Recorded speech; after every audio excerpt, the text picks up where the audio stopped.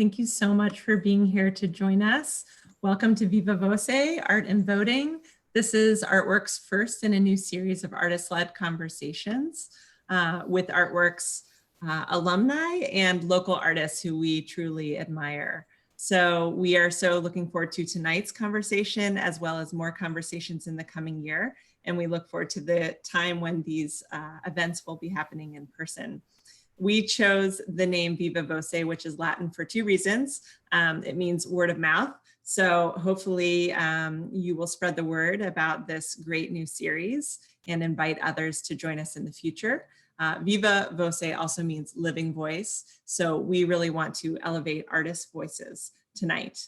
We invite you to be more connected to the artists who are changing our city with groundbreaking works of art throughout our community. And so tonight we'll be hearing from some incredible artists who really care about current issues. Tonight we're talking about civic engagement and participation and voting. And we invite you to join the conversation. So we will go over housekeeping in just a moment, but I do just want to share a shout out. Cincinnati was just ranked in the top 20 list for our nation's top metro areas in the arts.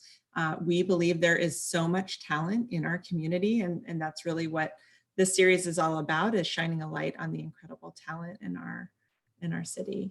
So a little bit of housekeeping. We are recording this event, this webinar tonight. It's also being broadcast on Facebook Live so that we're reaching an even larger audience. In a few minutes, you'll be meeting these amazing artists and hearing from them, and we will have Q&A as well. So we've collected some questions in advance, but we hope that you will add your questions to the chat as we go, and I will do my best to elevate all of those questions to the panel of artists.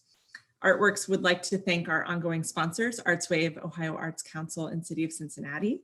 And I just want to say for ArtWorks as a nonprofit, we are nonpartisan. So any views expressed here today are on behalf of the individual artists. ArtWorks does not endorse specific candidates or political parties. However, we do believe that every vote should be cast and counted. We recognize how hard our forefathers and foremothers have fought for everyone's vote to matter. The election in this country is 20 days away. So we encourage you to make your plan to vote today. Go to vote411.org, which is nationwide. It will help you to find candidate profiles, issue write-ups, and more about how to vote where you live. If you are local, we also encourage you to go to the Greater Cincinnati Voter Collaborative's website, which is safetovoteathome.org. If you live in Ohio, you have 3 options to vote. You can vote early at the Board of Elections. You can vote by mail and mail your ballot in or drop it off directly at the Board of Elections. Or you can vote in person on Election Day, which is Tuesday, November 3rd. So it's just, we just want to stress, create a plan that works for you in your situation. And there's a really great ballot tracker. If you live in Hamilton County, you can track your ballot at votehamiltoncounty.org from the time your ballot has been requested to the time that it has been processed. So that's something fun to make sure that your vote is counted. So without further ado, I'm going to introduce this amazing panel. So we have with us Michelle D Cruz, Tamia Saunders, Chris Glass, Destinee Thomas, and Emily Hanako Momohara. So I am going to start by introducing Michelle D Cruz and Tamia Saunders. Michelle D Cruz is co-founder and CEO of Reverb Studio. And we first met Michelle when she was keynote speaker in the ArtWorks Summer Program. And she gave an impassioned speech, and we knew we had to keep working with her. She's one of the most inspiring and dynamic female leaders I've ever met, and a total activist. She stole our heart. So last year we were privileged to work with Michelle to lead a project called Hear Me Out. a guidebook designed by and for youth. And we're excited to hear more about that today. And Tamia Saunders is currently studying fine arts at DAP, University of Cincinnati DAP. She's a youth apprentice who's worked on many projects with ArtWorks, including Hear Me Out. In addition to designing the guidebook, she has been distributing about 5,000 copies with the mobile voter unit, going to all kinds of events this year. And Tamia is also part of Black Art Speaks Collective. She designed the K in the Black Lives Matter mural in front of City Hall in Cincinnati. So Tamia and Michelle, I'm excited to welcome you both. If you could share a little bit more about yourselves and tell us more about your experience with the Hear Me Out project. Thank you so much, Colleen. I want to say, as I think of you as a friend and a fellow just impassioned female leader in the arts, so that means a lot. Thank you for that. I am so grateful to be a part of this project. I mean, that's honestly the most simple way and direct way to put this. Hear Me Out came from a collaboration between 12 youth apprentices, our team at Reverb, and then our ArtWorks champions, I would call them. It was a 7-week process in which, actually, I will also just flag, Melissa, I'm not sure that the slides are coming up, but if you're able to start that presentation, that would be great as well.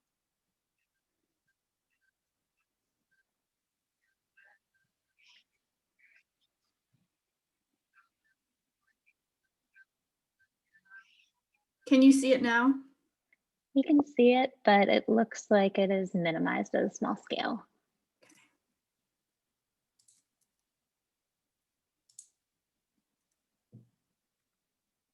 And I'll keep talking in the meantime. I can speak all night about this project.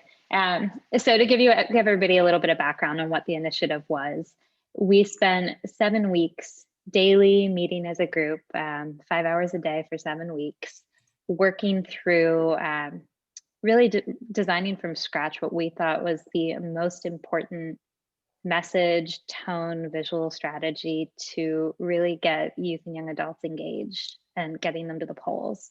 This field guide is designed by youth explicitly to serve the needs of youth as well. Before really digging into a lot of the details and the grit of it all, and I mean grit in the most positive way imaginable, I wanted to actually take a moment to read the description that the Apprentice team put together to describe themselves in the initiative, rather than me trying to talk about them using their words explicitly. So on the introduction of this field guide, they've written, "We are 12 young people. We are Black, white, biracial, the product of immigrants, queer, straight, male, female, trans, students, artists, makers, doers, people. And although our message can be summed up in 2 words, it is inherently and systematically complex. Voting matters." I think right there, it encompasses the entire heart of this team and why I think from day one, we all found that we were there for the exact same reasons and connected on a really personal level, as well as showing up actively to do the work every single day. Throughout the 7 weeks, the team researched history, the intersections of design and political activism and propaganda when that came into play, as well as our current political system. They then took all of those learnings, an incredible depth of knowledge and practical lived experience as well, and used design thinking philosophies and design itself to bring that all together and really identify what are the areas which felt most important and personal, and how could art be used to create an art-driven voter field guide. So Tamia, I would love to take a moment. I want to open up space for you to talk. You are absolutely one of the chief leaders in this project, and I think everybody would love to hear you talk a little bit more about how the name came to be, as well as your own experiences from the early onset of the project.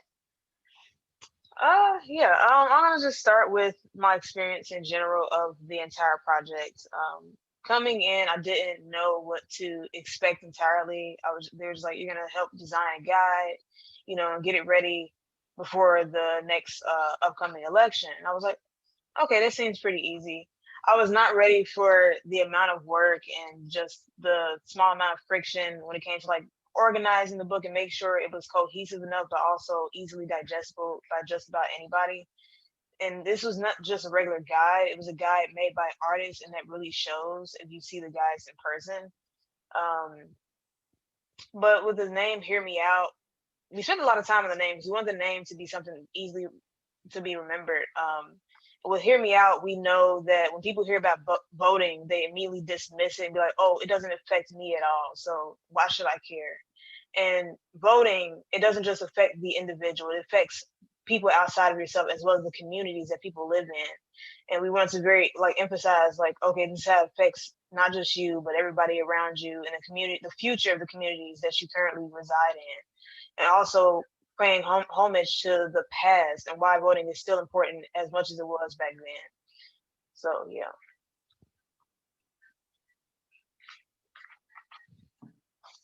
Melissa, if you can turn the slide, please.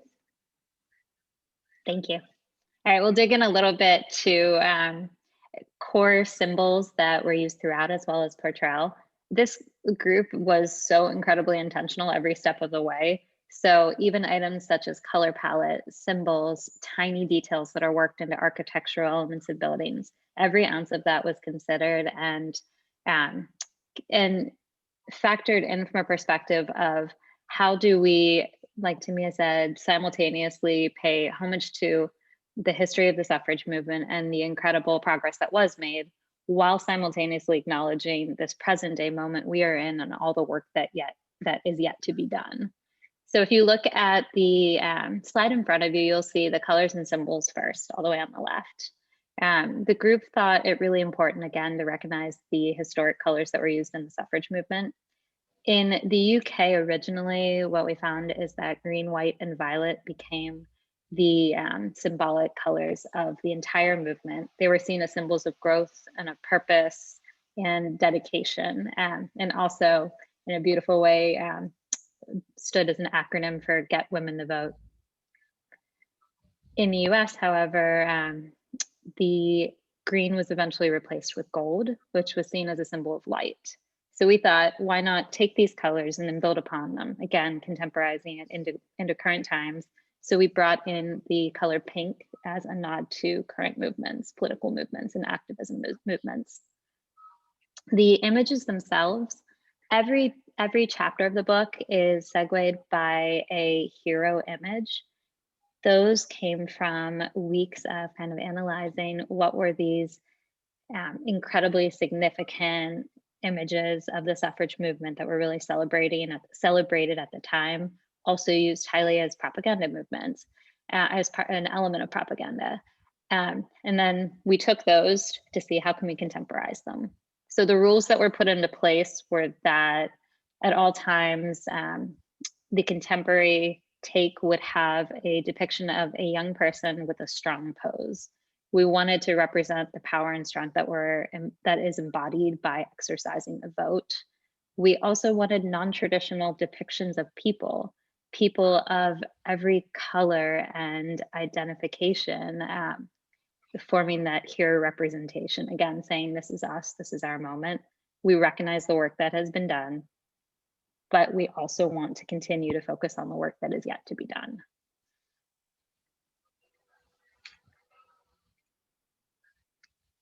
If we can change the slide, please. Thanks. Overall, in the table of contents, we wanted to give you just a really quick take on what was included within the guide, what is included, I should say. There are 6 primary sections and then 3 supplemental. This was again determined entirely by the group. The team of apprentices, they made every decision regarding this book, and that was a crucial component to keep in mind, that this isn't ArtWorks making the decisions for them. This wasn't Reverb making the decisions for them. Tamia and her team, they made every decision based on what they felt was most important and needed to be heard and needed to be said. So looking over the contents, the main sections were an introduction, which was, why is this even happening? Why is this guide what it is? The call to action, why does it matter? I would say is how I would best sum that up. So why should a reader of this guide show up to vote? Knowing your rights, This was a crucial section, and we thought there was a lot of misinformation out there, and really wanted to cut to the quick of it in saying that no matter what situations one may encounter at the polls, we wanted them to go equipped with absolutely that toolkit of knowing exactly what their rights were and how they can advocate for themselves if a situation occurred. Voter checklist is a quick list of everything you need to think about before, leading up to, and during the vote. Why voting matters, we'll move on to in one moment, so I'll bookmark that.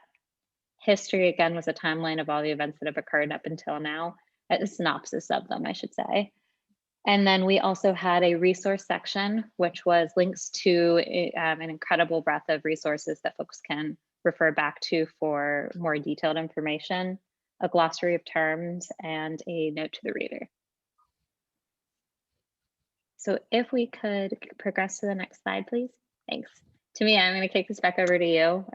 Your artwork adorns the slide and your quote is on the page, so please take it away and talk to us about why voting matters. Okay. So when well, I did this art for this, but why voting matters, I felt that voting matters because simply we represent ourselves, you know, and knowing that we have to show up for our people and the people who we look like and who look like us. Because if we don't show up for ourselves, how do we expect other people to show up in general? So I thought that was very important, because if we don't show up, then we allow other people to make choices for us, and then we complain about it later and be like, well, how come this is this way? How come that is that way? Where we could have made the choice and been like, okay, maybe I should have participated, and hopefully things would have turned out the way I wanted it to.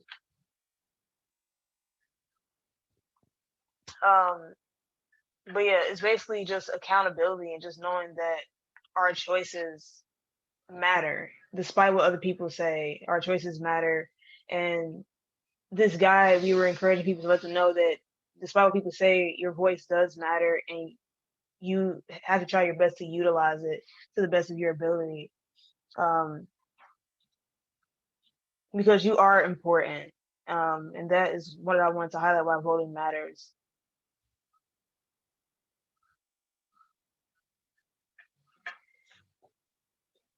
Oh, wow.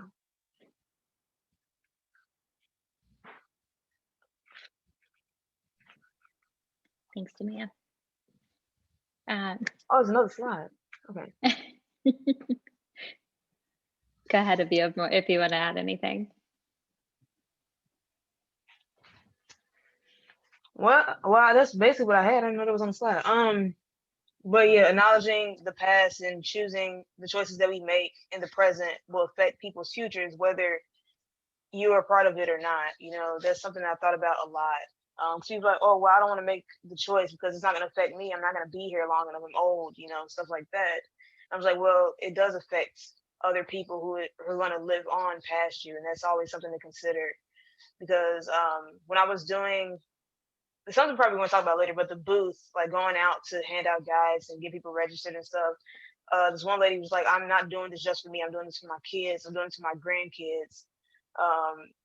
And that's something to think about. People always think, oh, it's just about me, so if it doesn't affect me, it doesn't matter. Whereas, like, you have to keep in mind that it not only affects you, like I said, it affects everybody who looks like you and who doesn't look like you.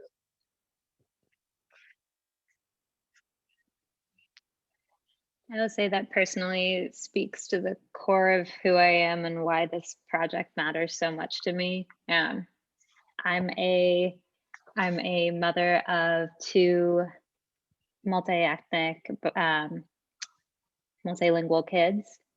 Every decision I make, every time I show up at the polls, it's with them in mind. So Tamia, you're speaking to my heart right now. Yeah. I will say, just looking at the artwork in front of you, we'll take a step back for a moment and talk about the actual act of using art to activate these topics. The amount of talent that was involved with this group blew me away. This slide is just one sample of it. They were able to blend together so many diverse styles and mediums and approaches to art making, and really blend them together in one beautiful combination of all of it. So every page of this book, I would say, is not just filled with rich content, but also just truly remarkable from an artistic standpoint of using art as an expressive means to activate really important topics. This page in front of everybody right now, or this snapshot, pulls together two different parts of the guide. One was a quote pulled from a historic figure in the suffrage movement, and then it is currently set as juxtaposition with a timeline of protest art, essentially. We went back and forth a lot throughout the creation of this book, saying, should we just talk about voting in the most traditional sense or conventional sense, or should we open it up and talk about all of the topics that are enriched or affected adversely by voting or not voting? So this page shows that blend. It shows a historic timeline of events, people protesting and standing up for what they believe in, as well as activating the vote. And if we can go to the next slide, please. Thank you. I want to leave the, I'm going to step back out of the conversation for a while to allow Tamia to really talk about the mobilization of the project. But before I go, I want to read one more quote from the guide itself that I thought was pretty powerful. And again, this is written by the team. Toward the end of their book, they said, when we vote, we represent our values. When we vote, we represent our future. When we vote, we exercise our power, the people's power. We are the people. And this was a sticker design that was created as part of the mobilization that could be used out in communities and used as a conversation starting point. So Tamia, please take it away. Okay, so we made the guide, and after that first phase, this project was multiple phases, if you didn't know. We were like, we have to get this guide that we worked so hard on in front of as many people as possible. You know, to showcase our talent, but also to get the word out about voting and the necessary things that you need to vote. But yeah, we mobilized it. We did a booth. I thought there was an alternative idea. I can't remember. I think it was like something involved with bikes or something. We're not gonna go blueprint. But we have a booth and we go out to certain events that we plan beforehand to show up at, to hand out guides, register people to vote, provide them with absentee ballot applications if they needed one. And we also provided people with pre-labeled envelopes or pre-stamped envelopes to make sure they could mail it when they possibly could. And also provide them with locations to drop off their absentee ballot applications if they needed to do so in person. But yeah, the booth, it's nicely designed. It goes by like the color palette of ArtWorks with that vibrant pink. And we went to City Flea, the Black Harvest, and it was just a bunch of engagement here or there. Wave Pool, we were at Wave Pool as well. We had people coming up to us asking us questions or who just wanted to see the guide. And people were always surprised that we told them that it was by a team of youth apprentices. And they was like, oh, really? And they would just take they would take a lot more than a handful. But it was nice to talk about that aspect. But besides being out in the public, we also create social media profiles to not only interact in person, but also across social media to get the word out about when these events were happening, who was going to be there, and just getting to meet some of the apprentices who were part of the mobilization of it. But yeah, anything else? Does anybody want to know anything about the mobilization, like the booth? Well, I think I might introduce our other panelists and then we'll take questions at the end. But Tamia, Tamia and Michelle, thank you both for sharing so much about this amazing project. And I love your quote and all of your art, Tamia, that's throughout the book. You're an amazing artist. Thank you. So, so next I would love to introduce Emily Hanako Momohara, who is a phenomenal photographer and artist. She lives and works in Cincinnati, She is the Associate Professor of Art at the Art Academy of Cincinnati. She's born in Seattle, Washington, and grew up in a mixed race family. She's exhibited nationally, most notably at the Japanese American National Museum. She is also part of an incredible artist collective called Four Freedoms. I first learned about Four Freedoms, I think it was 4 years ago, close to the time they formed. And I was struck because I learned it was an artist super PAC, which I thought was such a brilliant idea.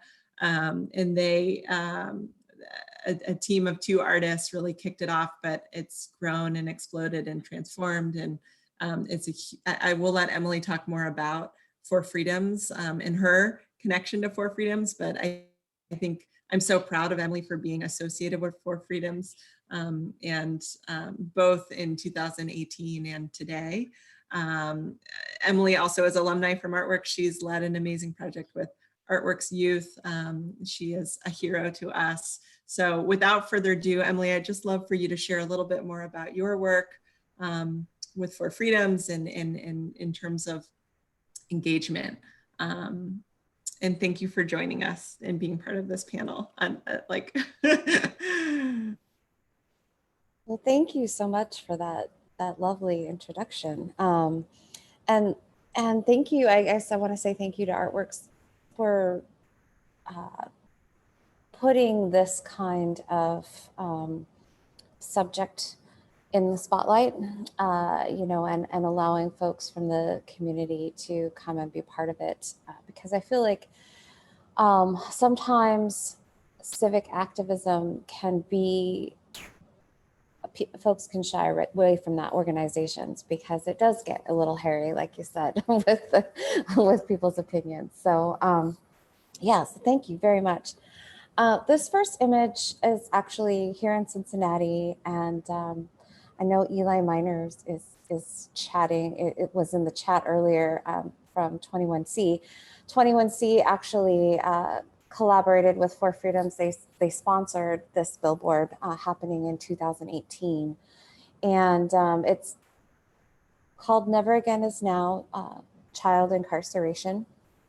And I was asked to create this image for the 2018 election cycle that was coming up. And at this point, I believe Four Freedoms was still a super PAC, but they were doing a 50-state initiative trying to get voter engagement, not partisan necessarily, but just engagement in the issues. And so every state and the territories actually as well had billboards and town halls.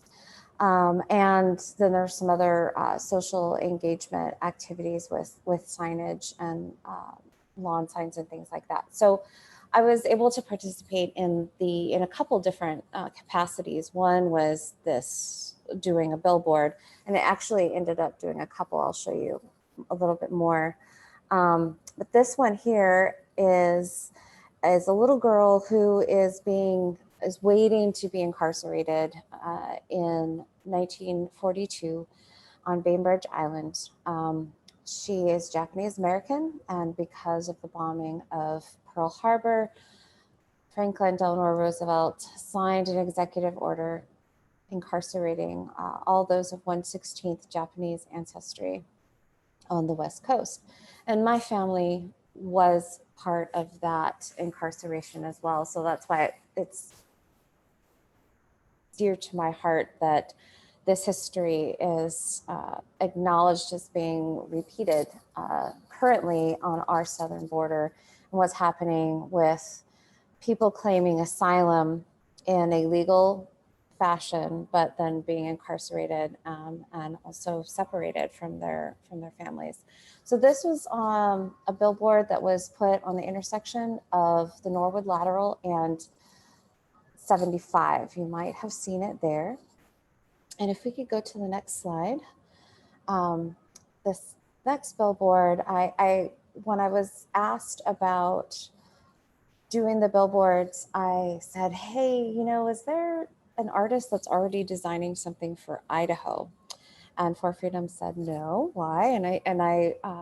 Idaho is the location where Minidoka is, and that's the World War II incarceration camp where my family was incarcerated. And so I was really interested in the idea of creating a piece that would insert the World War II incarceration camp into the landscape again of Idaho. And so this piece was created. You know, sometimes we can think of billboards as being somewhat an antiquated way of getting information across because social media is so pervasive right now. But I started to think about it just as a giant photograph, and what could I do with a giant photograph? So this is a rural area in Idaho where this was installed, and that is actually a photograph from Minidoka, where two children, Irene and Hiroshi, are walking in between the barracks here. And then the slogan "Never Again Is Now" was not made by me. It's a battle cry that has been used repeatedly by the Japanese American community and the Jewish American community, thinking about World War II atrocities. And so using that was kind of, for me, being able to band together with the community and also elevate the voices of the folks who had been incarcerated. And let's go to the next slide. So up in the upper left there, you can see there's a photograph of that billboard that I just showed you, but there's also a bunch of other billboards that you can see here. Some are in situ and some are the imagery that was on the billboards. And this is a photograph from the installation of an exhibition that For Freedoms did at the ICP, the International Center for Photography in New York. And it's actually a traveling exhibition. There's a version of this that's in Switzerland right now, I believe. So taking these billboards and this public art to other demographics of folks that can then learn from the things that we are doing here in the US, or the challenges that we are also trying to overcome as well. So you can see this amazing array of artists from all across the country. There's the Hank Willis Thomas pieces that he did right on the kind of lower center there. There's the two of the Never Again Is Now ones that I did, the Pardon Me. There's just some really amazing work, and it was quite an honor to be part of this. And if we could go to the next slide, I'll show another thing that's been going on. So in February, the last weekend in February, For Freedoms did a Congress designed after what we would think of as a Congress. There were folks from, again, all the states and the territories coming together. It happened in LA at the Geffen MoCA and the Japanese American National Museum, which are side by side right there, kind of on the border of downtown and Little Tokyo.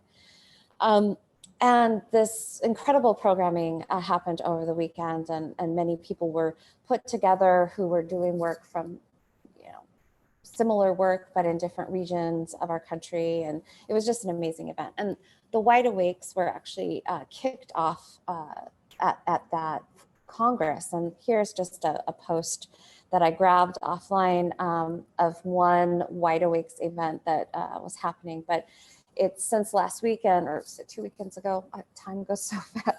Being in COVID life, I can never tell from week to week where I am, but I digress. So there have been all these events popping up all over the country, all over the globe, actually, that are Wide Awake events. And the Wide Awakes, it's an interesting concept. When Hank Willis Thomas gave a talk here just before during the opening of his exhibition at the Art Museum, he spoke about the Wide Awakes and its connection to Cincinnati, which I thought was kind of interesting, that there was a abolitionist group that was out of Northern Kentucky, and they wore capes, and there were a bunch of white men, and it's kind of, we don't necessarily think of that as being an abolitionist aesthetic, but these folks were, and they called themselves the Wide Awakes, and they had a newspaper that they printed and distributed here in Cincinnati, sharing their abolitionist views. This was in 1860, when we are, in the midst of our Civil War. So that was what inspired this new version of the Wide Awakes, and being open and awake and seeing what's going on and participating. Again, something that For Freedoms is really interested in, trying to engage people in participating in social issues. So if we go to the next slide, during the Wide Awakes Day, which was a couple weeks ago, this gallery in Tokyo wanted to participate, and so I was asked and so honored to show this work. You can see on the right was the sped up version of them installing 2 billboards. One of them is Hiroshi and Irene at Minidoka, and being Japanese American and being able to display this work in Japan was quite amazing, for a number of kind of political and personal reasons. And then the image, that the billboard that's on the right, the "We Are Our Ancestors' Wildest Dreams," is actually my favorite billboard out of the whole 50 state initiative, and it's by an artist, Mike B, who's based out of California. So when I saw that we were the 2 artists that were going to be displayed on the exterior of this gallery, I just kind of got really excited, and I feel like, as a Japanese American, that ancestry, that prediction is probably very true, from my family's perspective, at least. So that's what I have to share with you all about me being a photo focus artist, and kind of the programming. I'm sorry, photo focus, For Freedoms, sorry, For Freedoms artist, and some of the programming that For Freedoms is doing, and the Wide Awakes. There is so much information that they have on the website, and then also through social media. These events and visual displays are all being shared globally. So I would really encourage you to jump on Instagram and follow the Wide Awakes or For Freedoms to see some of these really amazing projects. Thank you, Emily. I just put in the chat that you're an art hero. It's just incredible. No, it's incredible to see your art in in so many spaces, but to see your art being elevated at this national, international, public level. Thank you for being here to talk about it with us tonight. So next, I'm excited to introduce Chris Glass, who is part of a local artist collective, Public Service Artists.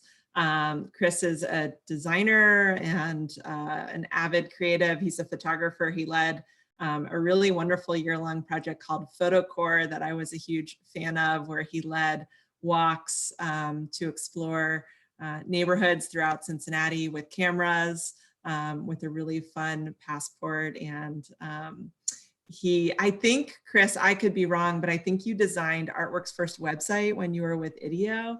Yeah. I think you're currently a designer with Wire and Twine, and just a pretty all around amazing creative person. And so Public Service Artists is a Cincinnati-based group that you've been around for a few years. I would call you a group of activists that are getting involved in the political climate and helping right now increase voter turnout with a really fun project that I'll let you share with us.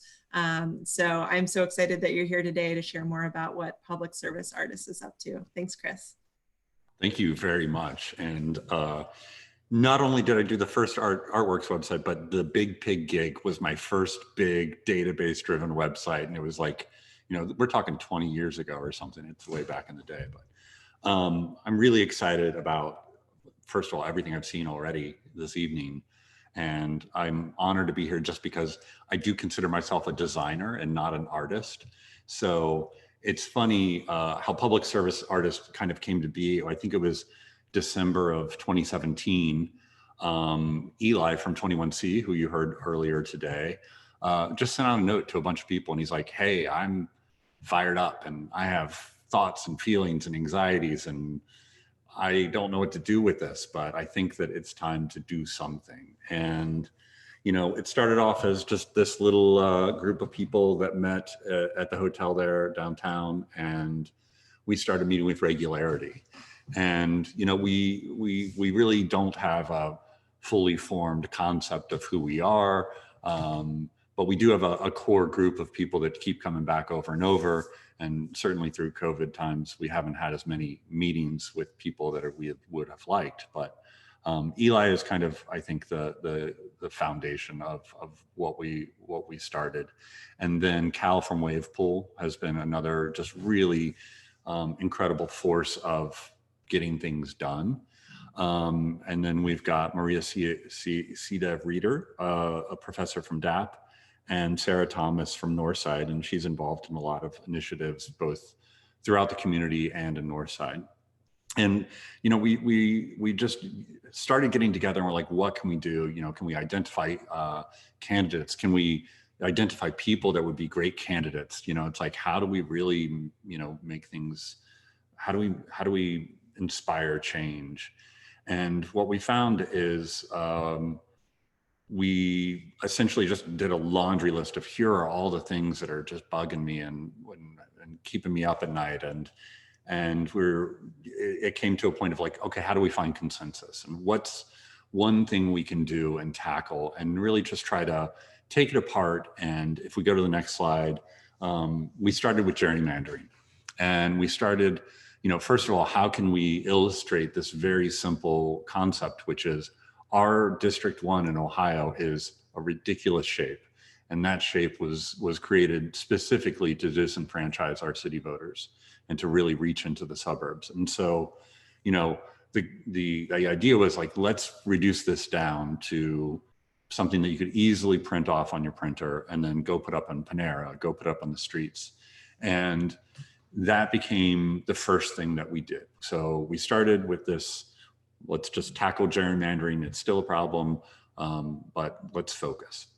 And so we would then go anywhere that would have us and just set up a table and hand these things out and talk to people about it. And, you know, as we go on, and I think at the next slide, you'll start to see some pins or buttons, you know, again, we went back to this list of like, what are all the things that we're passionate about? And what we tried to do was phrase things in a way that you didn't, I mean, you probably thought we were liberal hippies or something, but at the end of the day, it's like, who doesn't think hard work deserves fair pay? You know, who doesn't think that we should feed the hungry or give bees a chance, for example? So, and what we found is when we put these little sayings together, and then went out there and set up on the streets and talked to people, and they were like, what are you guys all about? And we're like, we're really just about having conversations. And then at that point, we're like, hey, are you registered to vote? And that was always kind of a foundation of whatever event we did, was voter registration. So the next slide, you'll start to see, we expanded on this and we had this huge sign, and it was essentially a sign of signs that you could go to a protest march. And we made this for the Women's March. And it just really drew in a lot of people, and they wanted to hold the sign and get a selfie with it or a picture with it. And it did exactly what we wanted. And then we would set up and do voter registration, again, wherever we could throughout the city, downtown, north side, different neighborhoods. And what we found that we were starting to have conversations with folks, and they were not necessarily of the same persuasion in terms of did they agree with our ideologies, but we did come together and agree on certain things. And that's where we really started to see, maybe not necessarily our power, but being a little bit provocative in our messaging, where it wasn't, you know, don't get me wrong, we have ideas that are crazy to one side, and we're like, all right, maybe we keep that, you know, we do that this way, but, you know, as a collective, what is our voice? How do we do something and really, really inspire dialogue and get people connected and to listen to others? So I think the next slide might be, yep, don't give up on the American dream, vote. And this was one of the, you know, we also found that if we had these booths set up, if we had something where it's like, hey, if you have a conversation, you can just take one of these, or you didn't even have to have a conversation. You could just get one of these signs and put it in your yard. But again, when folks read things like they don't want you to vote, or don't give up on the American dream, vote, it causes a little bit of hesitation. And it's in those conversations that we found we were becoming more empathetic, and we thought we were already empathetic. And I hope to think that the people that talked with us maybe also found a little bit of empathy. And so the next slide, I believe, is one of our latest, oh, no, one before that. So Reform America is, so this is up at Wave Pool in Camp Washington right now. And essentially this was, we had a meeting and we're like, all right, what should we do now? What should we tackle next? And we were overwhelmed. They're like, every day there's a new issue that needs to be addressed. And so what we thought we would do is just create turn our website into a simple, you know, form. You can do the QR code there and then just say, hey, how do you think we should reform America? What's the most important thing to you? And the responses that we're getting are going to inform what we do, you know, in the future. And they hit on all the topics that you can imagine. And now we're trying to think about, okay, how do we grow and, you know, open up our pool of artists and bring more people in? We're a loose collective, and really create beautiful art that addresses those issues. But really, it all starts from conversation. And then the next couple slides. So this is what we're up to now. And let me pull up my phone and I can tell you. So we're calling it Popsicles to the Polls. And essentially, you know, we did a meeting and we were like, it's really confusing, all the voter information. What is early voting? I didn't know. When can I do it? Well, it's really hard to read the websites because they're all very over-designed sometimes. So what we wanted to do was just create a simple flyer that took this information and really distilled it down to, here's the calendar, here's the times, here's the location. And then we found a group of women in, I think, like the east side of town that had some money, and they were like, what can we do? Can we get buses? Can we help get people to the polls? And we're like, that might be too complicated in a short period of time. But we kind of thought of like, well, what if we just rent an ice cream truck and then give out free ice cream? And they thought that was a great idea. And it turns out it is. And the response that we've gotten, we're actually going to be Friday in Walnut Hills from 1 to 3, Sunday at Norwood at the Walk the Vote Parade, and then Tuesday again at Fairmont. And I went there, I went to Camp Washington this weekend, and we can go to the next slide. And the conversations were incredible. It's like, you go up to the ice cream guy and he's like, go talk to that person. And it's like, okay, here I am with my mask and my flyers and my free coupons for ice cream. And it's like, hey, do you know about early voting? A lot of people did, but a lot of people didn't. And our only ask was, in order to get this coupon, take this flyer, read through this. Once you understand what it says, please give it to somebody that might not. And that was it. It's very simple. And it was a really good reminder of why we got together and do these things. And it was just this very direct, really fulfilling, you know, when Eli kind of started this whole thing, he was just like, I just have anger and anxiety, and I wish he could speak to this, but sometimes you just have to get together and do something and try something. And it's everything. So that's public service artists. We're figuring it out as we go along, but we're enjoying it and trying to channel positive energy into a really hard world of craziness. So that's all. Great. Thank you, Chris. Yeah, no, it's great creative action. I mean, you're doing something with what you feel, and inspiring. So, okay, so next I'm so excited to introduce Destinee Thomas with More Free 2020. Destinee and I used to work together at ArtWorks, and she is an incredible storyteller. She's been telling our city's story. She's a Cincinnati native and she loves Cincinnati. And I think that that is a common thread through all of her work. And when she left ArtWorks, she worked with Source Cincinnati. She shined a light on Blink in just the Cincinnati region. But she's also a founding partner in Cincy Nice. If you heard of the incredible event that happened on Juneteenth, Our Tables, she was at the creative helm of that incredible dynamic event, bringing our community together. And More Free 2020 is a nonpartisan rally cry for collective action, solidarity, and civic empowerment. I think there's incredible engagement of artists happening. So I'm so excited to introduce Destinee to talk about More Free 2020. Thank you, Colleen. So I'm going to say a couple of things that Chris said, because we are 100% figuring out More Free 2020 as we go.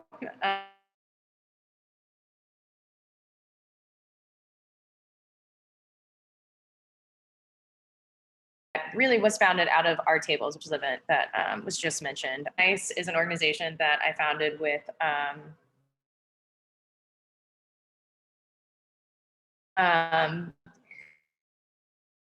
to create a space that celebrated our culture in a way that I hadn't seen done yet, particularly amongst more of a younger, diverse, creative crowd.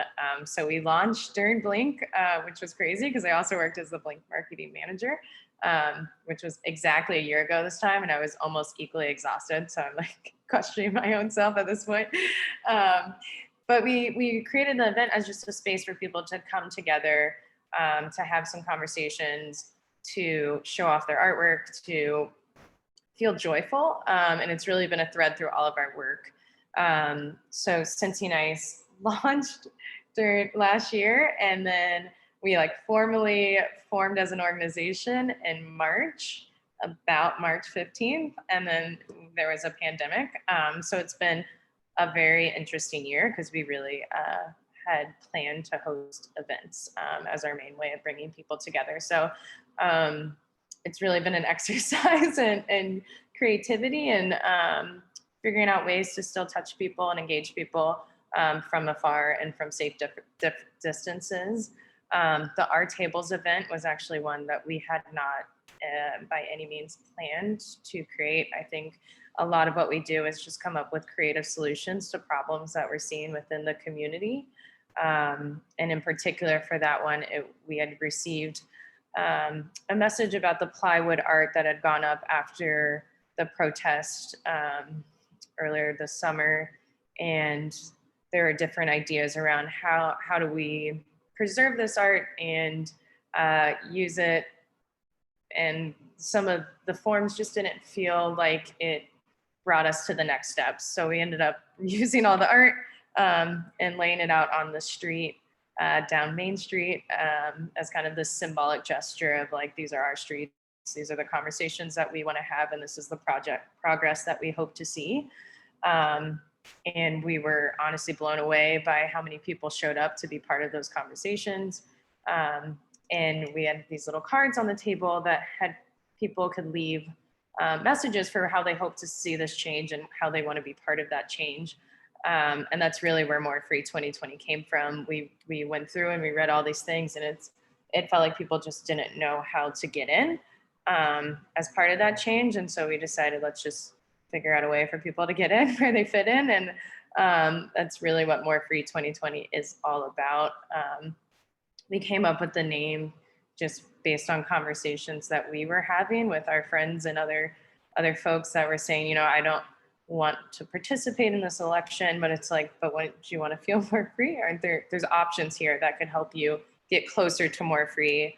It might not get us all the way by voting, but it's definitely a step in the right direction. And so we kind of quickly formed this movement about 3 weeks ago. We're very grateful to be given space here in OTR. So we opened a voter registration space, which I'm actually like sitting in. I don't know why there's clouds hanging. It just felt more joyful. So we have clouds hanging from the ceiling, but we really opened it as voter registration for the first 2 weeks that we were there, and then have used it as a meeting space. I'm sorry, none of us are wearing our mask in that photo, but I promise we wore masks the whole day. And as a space to just engage passerby and other folks. And it's really become a hub for people that just want to say, how can I get involved? Hey, I have an idea. We've been excited to host the first community fridge, just a mutual aid project that we've worked with on Tribe Foundation, just to, if you have food and donations that you want to bring over, they're here daily. It's been incredible, the response that people have received to that. But we've also just been making a lot of noise and sharing a lot of joy around voting, because we definitely want this to be a joyful act. So in this picture, you'll see we walked around as kind of a last push for voter registration. We went to a few spots throughout the city, mostly through Clifton, to try and talk to the college kids who have another kind of hurdle in getting registered to vote. And our hope, we're continuing to do that. So we actually, if you are available and in Cincinnati for the Sunday, we're partnering with a few groups to walk from the Norwood Plaza to the Hamilton County drop box to deliver ballots, or just to be a part of a demonstration of our civic joy. And we plan to keep hosting those events and popping up at the Board of Elections and helping arrange rides and figuring out what it means to kind of keep this energy around being involved civically after the election, because clearly voting will get us to the next step, but we firmly believe that voting is just a small piece to the puzzle, and it's a lot of collective action and holding leadership accountable that actually creates the progress that we're hoping to see. Yeah. Thank you, Destinee. Your energy is incredible. If you're not following More Free, definitely follow them, because there are new events daily. I'm like, you know, I know we're kind of up on time. There's just so much good work happening and so much creative work happening in our community. If anybody wants to type anything into the chat, just for the audience on where to follow, how to get involved on upcoming events, like you mentioned, feel free to do that. I know we don't have time for a ton of questions, but if there are any questions, put those in the chat. Maybe we can have one or two. I just want to ask the panel if anyone would like to comment on, just how can the act of creating art be an act of civic participation? I think you've all found that for yourselves, but if that's anything anybody would like to speak to, I'd be grateful.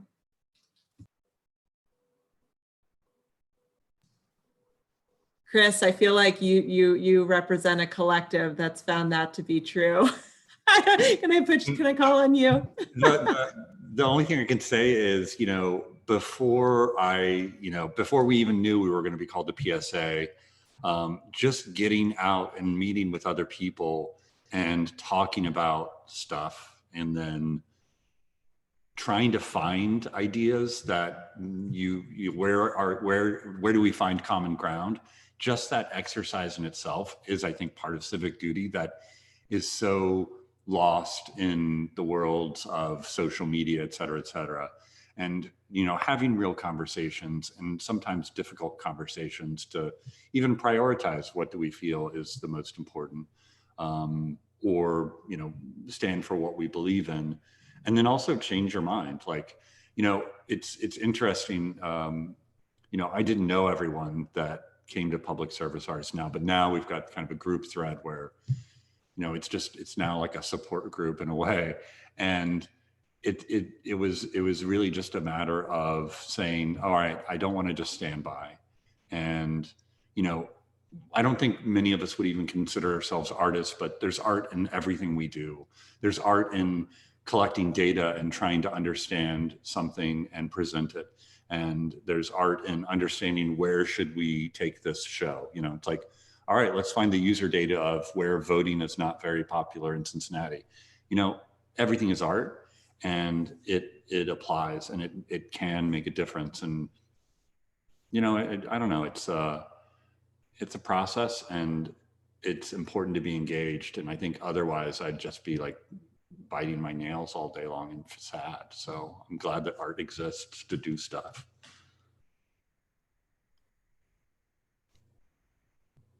Yeah, I think for us, it's just, if people don't want to talk, we try to not say voting as much as possible, just because I think it immediately turns people off, especially within, I think, the Black crowd that we talk to. It's like they have a lot of distrust for valid reasons. And if you say, I want you to vote, they're saying, it's like, we've heard that, we've been asked that.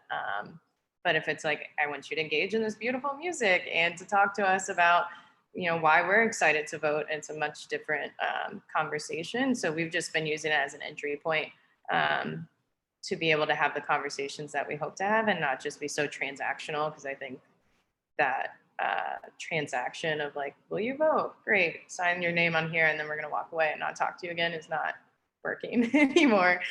So we've been trying to figure out how to change that to get people involved in a different way.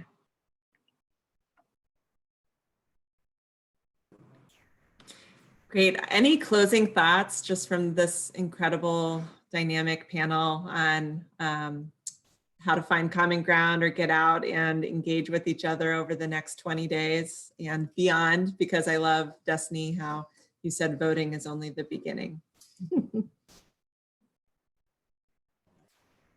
I just wanted to jump in here and talk about engagement with our individual communities. And I think that that's one thing that art can do that is different than any other medium, is that it can bring folks in, even if there's not an interest in what the art is about, right?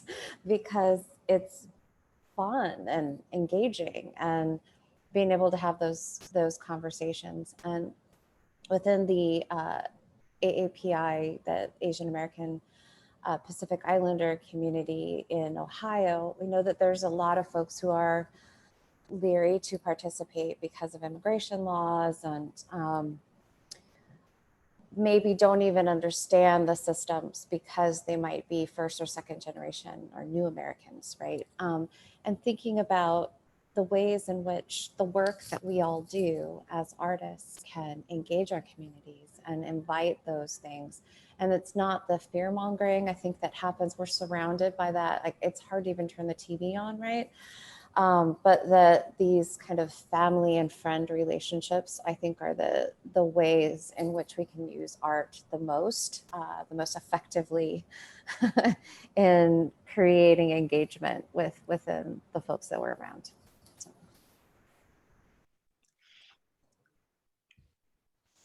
I don't know who's gonna talk next. I'll just go. I think, well, just like, is it Destinee? I'll just say Destinee. Yeah. I think that, yes, voting is the first step, but also knowing where people's headspace is. There's a lot of people who are affected by like COVID, especially my classmates and peers, and it's just like, you want people, like, they don't want people coming up to their face, oh, did you vote? Did you vote? Or like, oh, who are you voting for, when they feel like their life is currently falling apart. And me, I just use art to, like, from an emotional standpoint, like, how are you feeling? Like, where's your head at? Like, what are you doing today to make you feel a little bit better? Stuff like that, because that's also a small piece of the puzzle, knowing where people are emotionally at before you decide to present them like, oh, you need to make this big choice that could affect not only your present, but also your future. So that's how I use art to incorporate into that aspect. Awesome.